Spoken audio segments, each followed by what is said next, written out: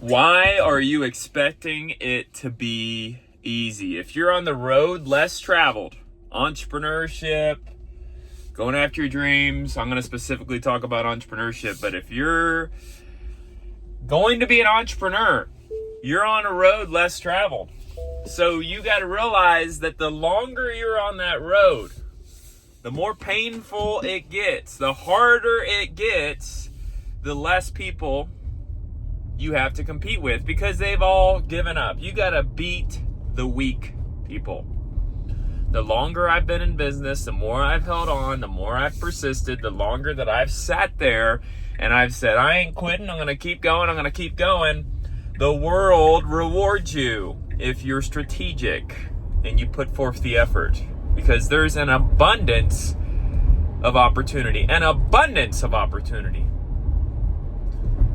The difference is there's only a few amount of people that have the ability to persist through and hold on all the way to success. So if you expect it to be easy, if you expect the world to reward you your first year, second year, third year, you expect everything that you touch to go to gold, you don't understand that in order to have anything of meaning, anything of valuable, what makes something valuable, right? It's rare commodity, gold. You can't just walk in your backyard, dig up your dirt and find a gold nugget. It's rare to find gold. It takes effort. It takes so much time. That's why it's a value. That's why it costs money. Diamond prices are low right now, but diamonds are rare. It's hard to find them. You have to spend a lot of time to go grab a diamond. It's rare. So when you want something rare, right? You want to make $1 million a year, $2 million, $3 million. That's rare. So you can't expect that you're going to get it easily. That there's other people out there that start on this journey of entrepreneurship and then they quit because it's easier to go grab $100,000 working for a company. If you are worth anything and you've showed value in a company, you can go make $100,000. But to go start a business for you to make 500, for you to make $1 million, that takes persistence.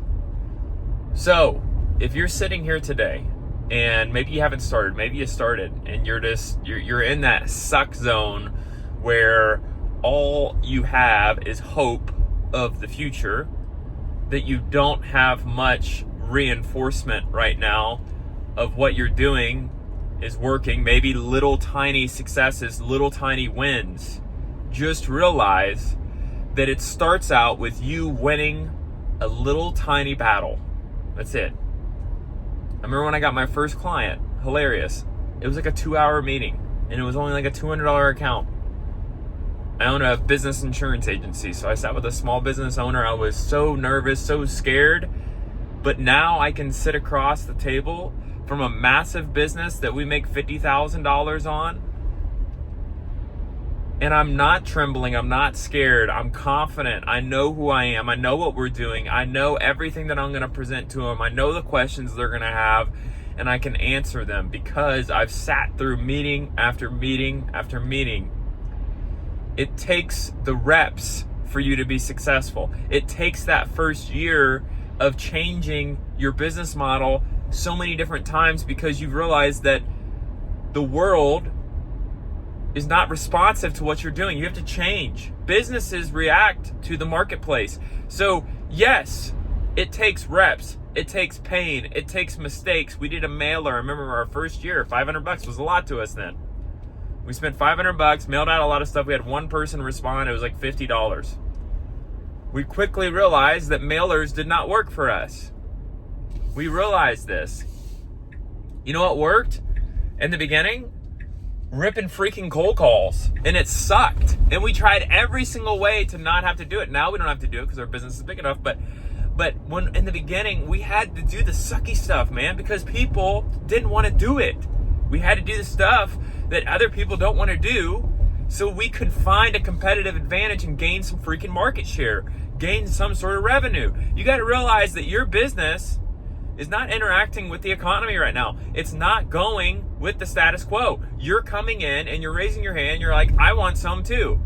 So when you raise your hand and you grab something, you are taking away from another business. So you have to find a way to have some sort of competitive advantage that justifies you winning. That it's not you just showing up and existing to freaking win. You got to show something of value. And you got to sit there and say, hey, dang it, this is who we are. I'm not going to give up. I'm going to force this as hard as I can and persist. And the longer that you're in business, the business gods, whatever you call them, they start to reward you. And that's not really it. What happens is you get freaking better. You've earned your freaking ticket at the game. You've earned your seat. You finally got drafted because you're daggone good enough. You're not good enough in the beginning. And everyone thinks, well, it's just the wrong business. No, it's you. You're not good enough. You have to go through the crap in order to get to the other side of knowing what the heck you're doing. Like, gosh, man, I didn't know what the heck I was doing my first year. We changed so much stuff, but we said, hey, it doesn't matter. We're going to spend 10 to 12 hours a day, and we're going to figure it out. We're going to pivot here. We're going to change this. We're going to do this, and we figured it out. So many people quit. Just weakness, man. It's like, gosh, the idea is fine. Just find some freaking execution. Stop asking everybody and reading every freaking book. Interact with the marketplace. That means figuring out specifically to your business, where are you going to find a competitive advantage to take someone's freaking lunch? Where are you going to find that little tiny silver lining that you can rip wide open and bring in a ton of revenue? That's what we did.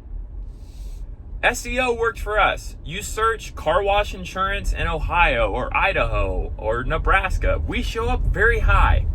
We figured out how to do that. I didn't know how to code. I didn't know how to build a website. I taught myself. I didn't know how to cold call. I taught myself. I sucked at it. First freaking 1,000 cold calls, I sucked. I didn't know how to have a meeting. Guess what? I learned. Pain teaches you. When you go to a meeting and you fall on your freaking face, you say, oh, that sucked. I'm not going to do that again. But so many people, they act like they want to have it all figured out before they started a business. They want to have it all figured out before they do anything. And guess what? You're not going to have it all figured out. The only way for you to get better is to get in the freaking game, get pushed to the ground, realize how not to get pushed around. Figure out how to win by freaking losing. That's what it is. And y'all don't have freaking humility to sit there in the pocket and take the punches and learn how to dodge the punch. You don't have the humility. You have freaking cockiness and you think you deserve something. You don't deserve anything in business. You deserve what you freaking get. And how do you get more? You put forth the freaking effort and push yourself and find freaking opportunity and persist when the weak people quit.